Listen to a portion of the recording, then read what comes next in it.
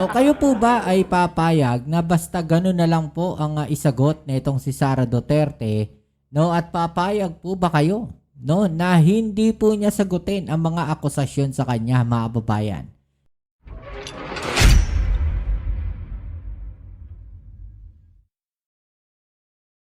Alright, so welcome back din sa ating channel, it's Bobs TV.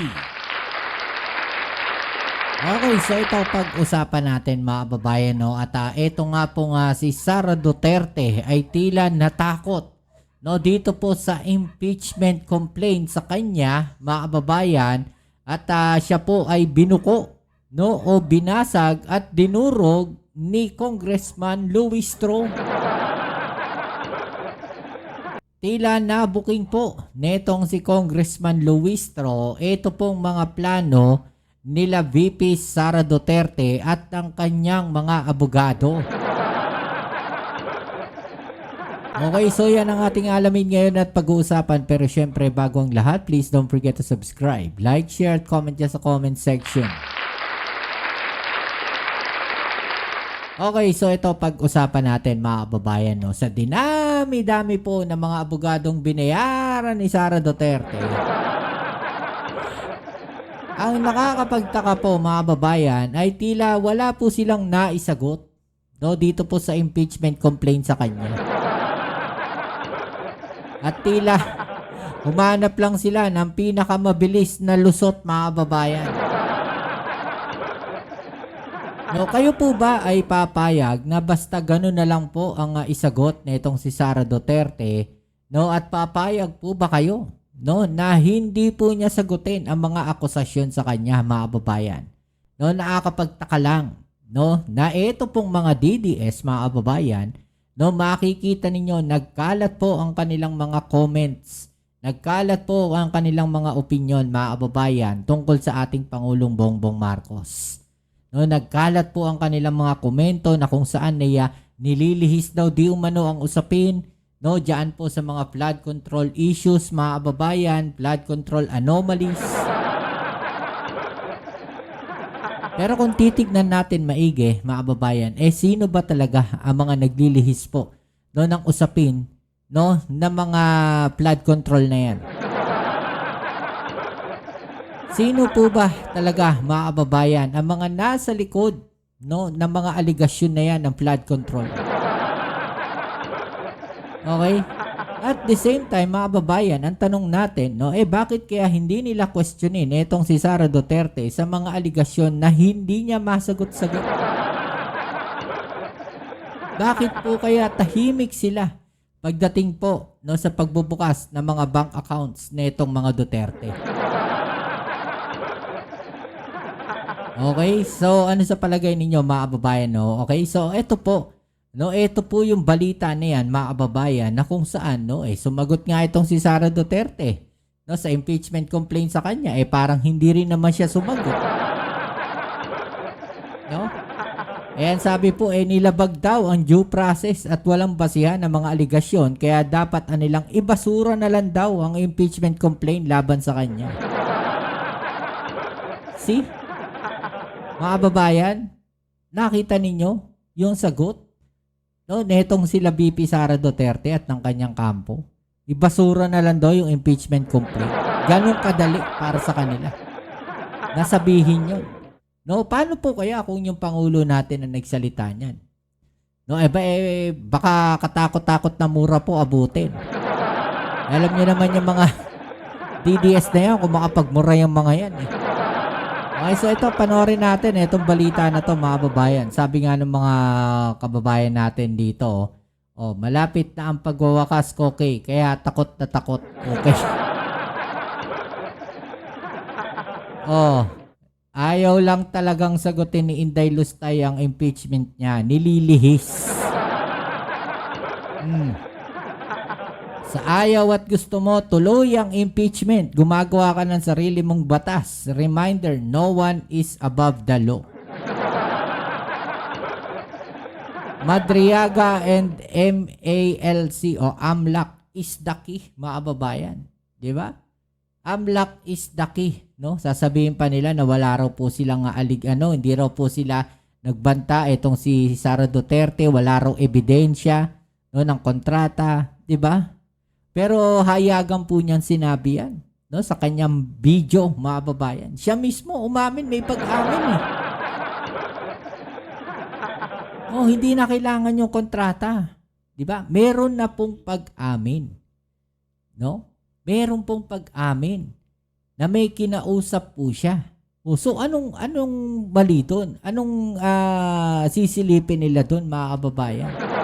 Ano sasabihin nilang walang kontrata? Eh, umamin nga. Diba? O, ito, panoorin natin tong balita. Alright? Sa iba pang balita, iginiit ng kampo ni Vice President Sara Duterte na nilabag ang due process at walang basihan ang ilang aligasyon, kaya dapat nilang ibasura ang impeachment complaints laban sa kanya. Grabe, May 3 kapalamuha, araw no? ang mga complainant para sumagot. Balitang hatid ni Jonathan Andal. Sa araw mismo ng deadline, isinumite sa House Committee on Justice ang sagot ni Vice President Sara Duterte sa impeachment complaint laban sa kanya, ayon sa kanyang abogado. Sa tugon ng Nakakatawa rito, mga babayan, pa-special talaga eh. Yung pasara na, tsaka sila pupunta, mga babayan. Bise, iginit niyang dapat ibasura ang reklamo. Ni-recycle lang nila ang mga akusasyon sa impeachment complaint noong 19th Congress. Oh, dapat daw ibasura ang mga reklamo. Nilabag nila ang due process at double standard ang ipinatupad sa impeachment complaints laban sa Bise at laban kay Pangulong Bongbong Marcos.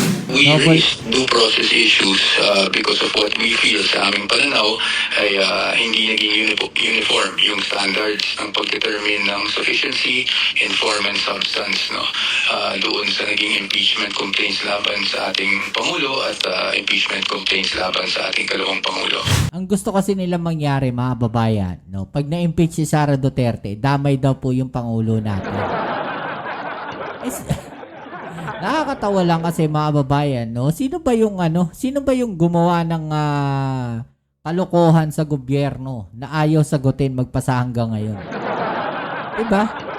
Gate ng kampo ng Bise na prejudge o nahusgahan na rin nila ang mga ebidensya laban sa Bise. Itinuring din umano na gospel truth ang mga pahayag ng nagpakilalang dating security aide ng Bise na si Ramil Madriaga na nagsabing naghatid siya ng milyon-milyong pisong pera para sa ilang individual. Wala raw ni isang ebidensyang inilabas si Madriaga para patunayan ang kanyang mga aligasyon. Sabi ni Attorney Michael Powell ng defense team ng Vice Presidente, ang kanilang isinumite ay answer ad cotellam. Salitang Latin, ang ibig sabihin ay as a precaution.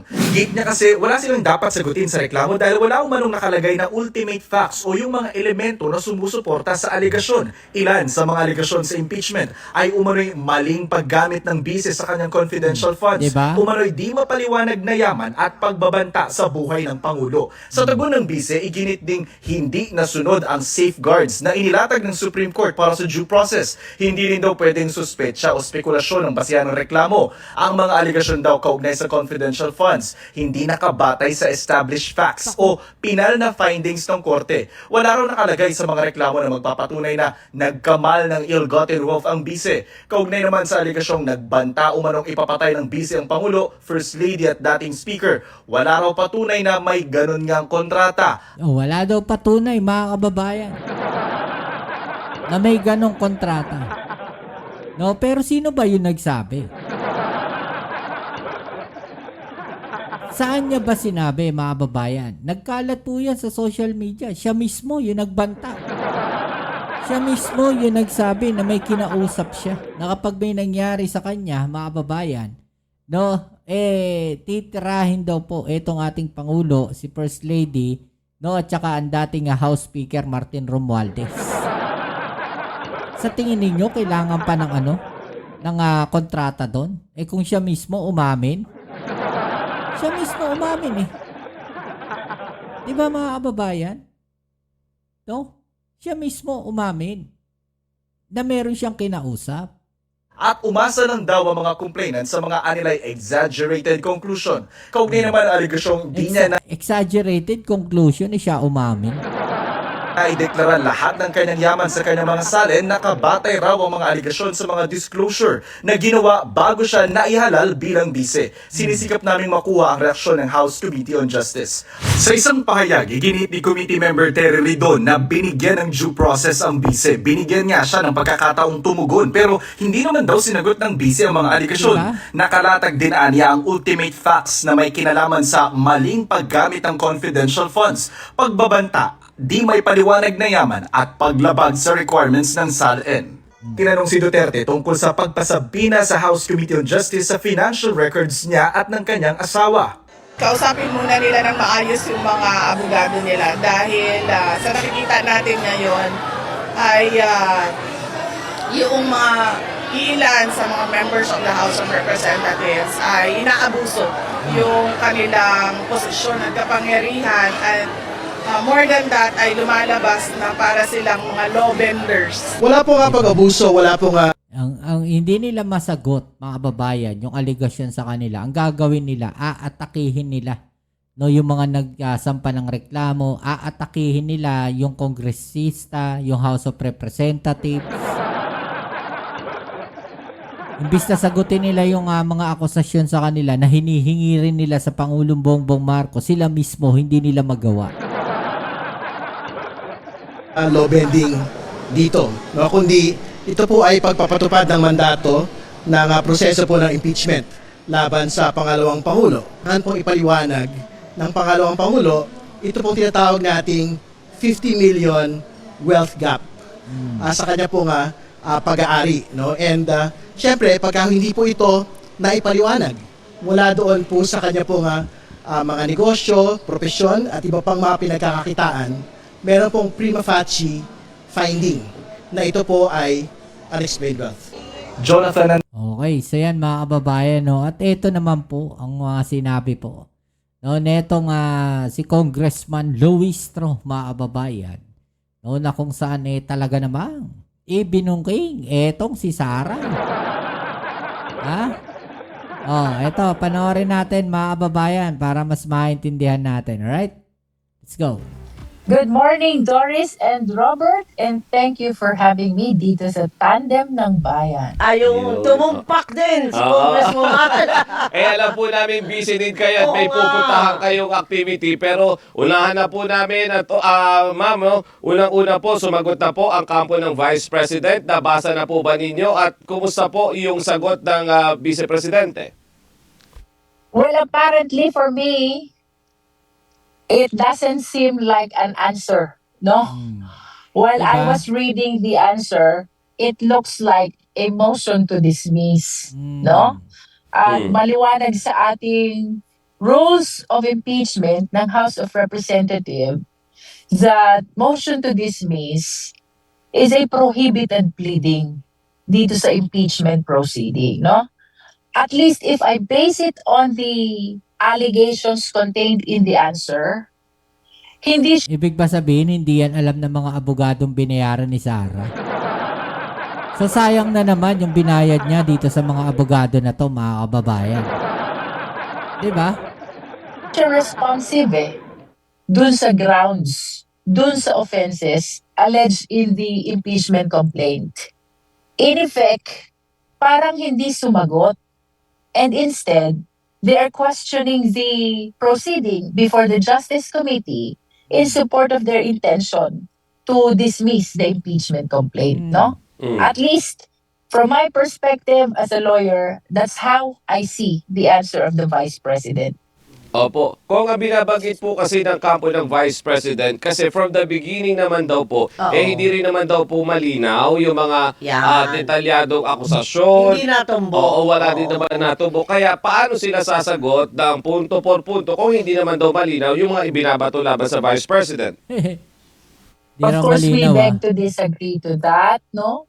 Na saksihan ng sambayan ng Pilipino ang ating naging deliberasyon.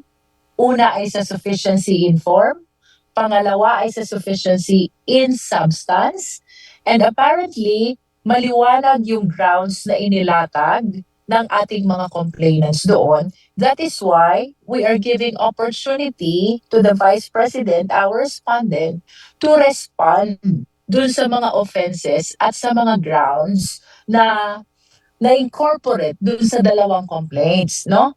Ngayon, considering that the answer is not responsive to the complaint, it appears like unrebutted yung mga allegations ng complainant. Kumbaga, since hindi sinagot directly, it is as if tinanggap yung allegations na ito and we will be perceiving this as general denial ng mga allegations doon sa complaint, no?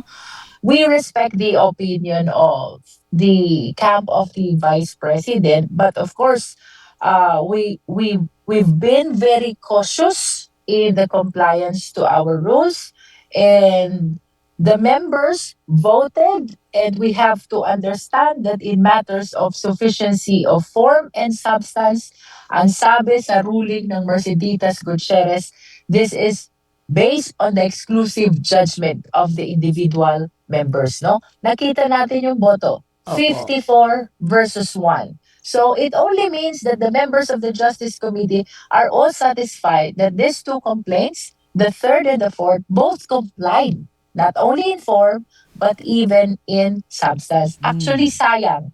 Sayang yung opportunity na sana na-address lahat ng mga alleged offenses and grounds sapagkat ito yung matagal nang hinihintay ng Tama. ating mga kapwa Pilipino. Tama. Ang kasagutan sa mga allegations laban sa ating Vice Presidente.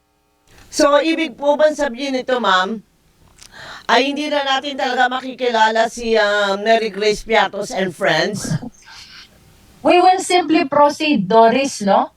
So, on Wednesday, mag-discuss lang tayo ng preliminary matters because I understand that the complainants still have a period of 3 days to file answer. And upon receipt of which, mayroon ulit ang ating Vice Presidente 3 days to file rejoinder, no? So, on Wednesday, because we want to take advantage of the opportunity na last session dito, we will be discussing some preliminary matters. Like for example, ano bang appreciation ng House members with respect to the motion? Ano ba ang appreciation ng members with respect to the transfer of custody? Meron bang kailangan baguhin among the ground rules? We need to seek the permission also of the plenary with respect to the intention to hold session during recess, no?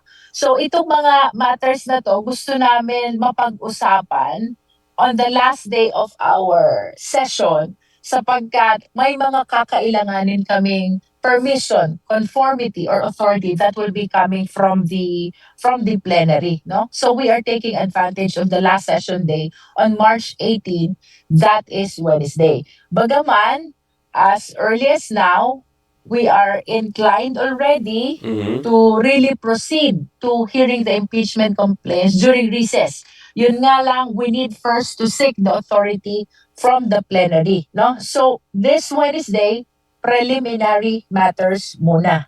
And then, perhaps, ang kasunod dyan, determination of sufficiency in ground kapag kompleto na ang responsive pleadings. And after determination of sufficiency in grounds, we can proceed to the hearing proper where the committee is already authorized to address the motions, the requests, and all other matters concerning evidence and witnesses which will be presented by the parties, no? So, ito, iiksi na yung proseso, mga kababayan, dahil sa kanilang ginawa. Diba? Parang ganun lalabas. So indeed, Robert and Doris, if it will be declared na merong sufficient ground, magkakaroon po ng mini trial, should I say, before the Justice Committee. Ayun naman pala, partner. So, kasama din po dyan, ma'am. So, ano na, itatrial na siya, huhusgahan na, ganun. Yung issue po ng conflict of interest nung dalawang abogado ni VP Sara. Kasi I sabi think, po, Doris, sabi it can po ni be attorney considered, po. Opo, sige yeah. po, go ahead, ma'am. I think this can be considered as preliminary matters, no? So kung may concern talaga yung justice members about the entry of appearance of Attorney Powa and Attorney Monsaya, dapat ngayong Wednesday, ma-address na din ito. Kasi, So that come come the determination of sufficiency in ground, tuloy-tuloy na tayo sa hearing proper. Kung isa pa po, pagdating daw sa determination ninyo ng sufficiency in form, in substance, iba yung standards ninyo pagdating sa President, iba yung nagiging standards ninyo pagdating sa Vice President. I don't think so, Robert. No? Kasi maliwanag yung naging manifestation ng mga justice members. Doon sa impeachment against the President, the complainant failed to show the personal participation of the President in the commission of the offense which are being charged to the ground of impeachment. Like for example, yung sinasabi nilang corruption. The members were asking the complainant, what proof do you have to show the personal participation of the President? That is necessary for us to be able to establish the factual nexus, yung connection between the offense and the ground, which is present doon sa impeachment complaint against the Vice President. The example that I commonly cite is the threat as one of the grounds, no? It was the Vice President herself who was uttering those threats to the public, and those threats are addressed to the President, the First Lady, and the former Speaker. So, yung hinahanap ng members na personal participation sa impeachment against the President, nakita nila dito kay Vice President. Kasi dun sa threat nga, as an example, it was herself who was uttering those threats, no? So, Tama, they diba? are alleging that personal participation constitutes the offense that establishes the ground for impeachment, no? Yan na. At let us go back to the ruling in Mercedes Gutierrez. Diba? Yun yung sinasabi natin eh. Diba? Siya mismo yung nagsabi. Diba? Hindi naman iba yung nagsabi, mga kababayan. Sa bibig niya mismo nanggaling. No, sa bunganga niya mismo nanggaling yung mga pagbabanta na yun. Sa bibig niya mismo nanggaling yung salita, no, na ipatitira niya yung ating Pangulo, ang First Lady, di ba? At saka ang dating House Speaker Romualdez. Sa kanya mismo nanggaling. Di ba? So yan daw sinasabi dito ay grounds for impeachment talaga. Di ba? Sa determination of form and substance, the Supreme Court said this will be based in the exclusive judgment of the members of the Justice Committee. 54-1.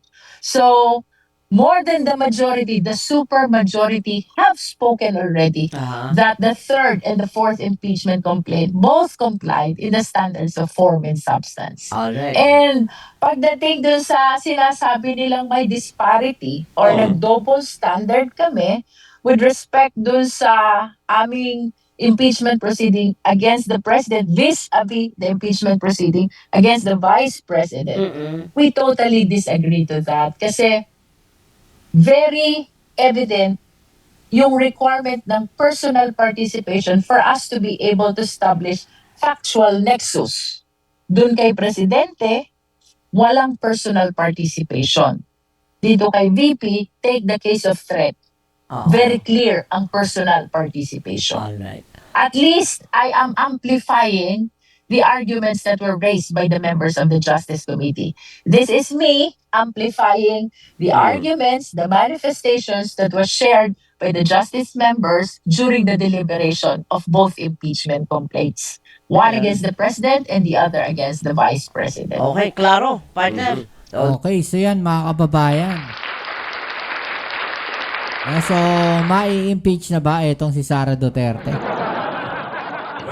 Yan po ang ating malalaman no, sa mga susunod na araw mga kababayan. Okay, so yan po muli. Hanggang dito na lang muna ang ating video ngayon. Maraming salamat sa inyong suporta. Kita-kits tayo sa ating next video. Ito muli ang inyong Kuya Mobsit sa Mobs TV. Peace. I'm out.